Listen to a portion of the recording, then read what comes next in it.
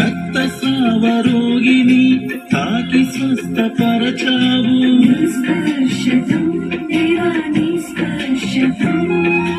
పక్షవాత రోగికి స్వస్థతను ఒసగినావు.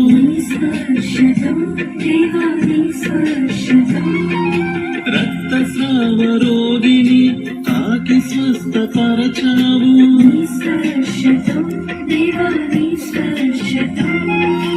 నీతమునకు పేతురును నీ చేతితో లేపావు. 5,000 మందికి ఆహారమునిచ్చావు. దేవా నీ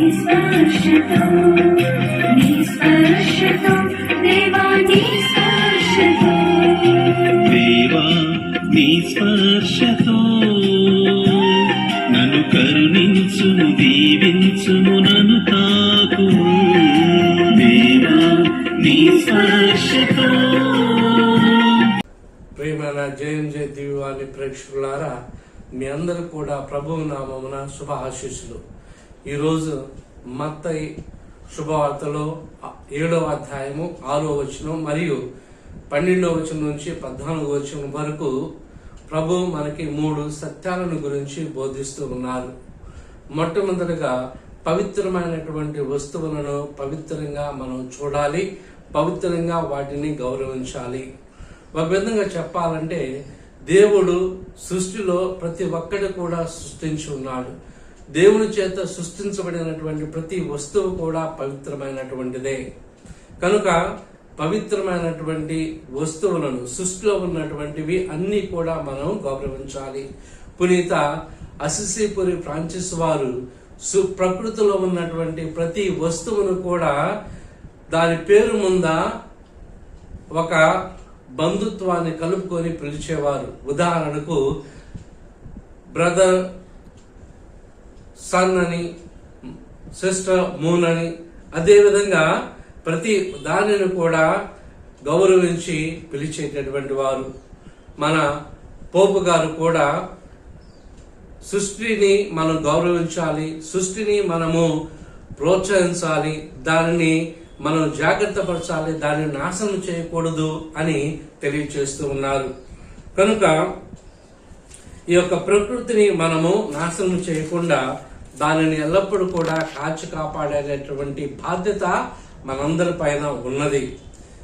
కనుక ఈ సృష్టిలో ఉన్నటువంటి ప్రతి ఒక్కటి కూడా పవిత్రంగా భావించాలి, దానిని మనము గౌరవించాలి, జాగ్రత్త పరచాలి. రెండవది, దేవుడు ఈ సృష్టిలో అన్నిటికన్నా గొప్పదిగా పవిత్రంగా సృష్టించినటువంటిది మానవుణ్ణి మాత్రమే. మానవుణ్ణి తన యొక్క పోలికతోటి సృష్టించి ఆ మానవునికి పవిత్రాత్మ చిహ్నమైనటువంటి ప్రాణవాయువుని నాసికారంధ్రములో ఊది ప్రాణాన్ని ఇచ్చి ఉన్నారు.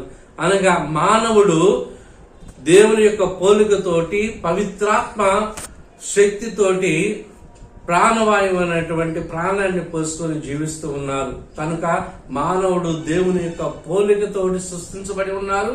అదేవిధంగా పవిత్రాత్మ యొక్క చిహ్నాన్ని పోలి ప్రాణాన్ని పోసుకొని జీవిస్తూ ఉన్నారు. కనుక మానవుణ్ణి మనము గౌరవించి ప్రేమించాలి.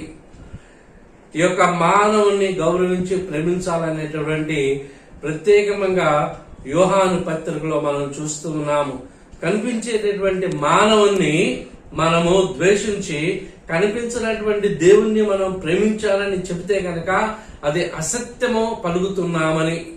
కనుక మనము ప్రత్యేకంగా మానవుణ్ణి ప్రేమించాలి. ఈ యొక్క మానవుణ్ణి ప్రేమించాలంటే అది సులభతరం కాదు. ఎందుకంటే ప్రతి మానవుడు మనకి ఏదో ఒక అపకారం చేసి ఉంటారు, ఏదో ఒకటి మనల్ని ద్వేషించి ఉంటారు, మోసం చేసి ఉంటారు, మన పైన నింద వేస్తూ ఉంటారు. అయినా సరే క్రీస్తు ప్రభు మనల్ని వారిని కూడా ప్రేమించాలి, మన యొక్క శత్రువులను ప్రేమించాలి అని తెలియచేస్తూ ఉన్నారు. ఇది సులభతరము కాదు, ఇదే ఇరుకైనటువంటి మార్గము. ఇరుకైన మార్గములో ప్రత్యేకంగా మన యొక్క శత్రువులని మనము మనల్ని మనం ఏ విధంగా ప్రేమించుకుంటున్నామో అదే విధంగా మన యొక్క ఇరుగు పొరుగు వారిని, తోటి వారిని ప్రేమించాలి. దీనికి కావాల్సింది మనకు త్యాగము, దీనత, క్షమ, ప్రేమ అనేటటువంటి స్వభావాలు మనం అలవాటు చేసుకోవాలి. అదే క్రైస్తవ తత్వము, అదే క్రైస్తవ జీవితం యొక్క పరమార్థము.